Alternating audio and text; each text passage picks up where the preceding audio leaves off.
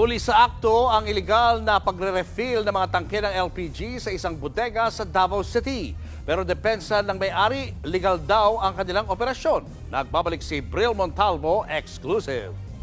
Hoy! Sa NBI, walang kikilos ha? Walang kikilos. Upo.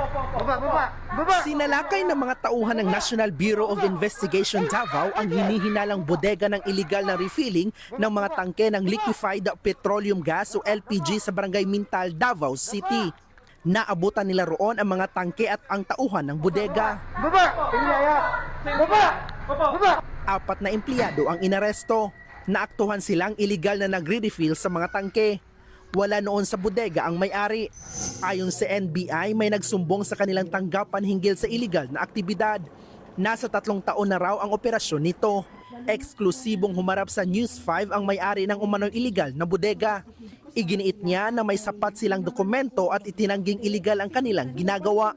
Yung LPG business ko is kompleto ng dokumento. Mayroon akong permit doon.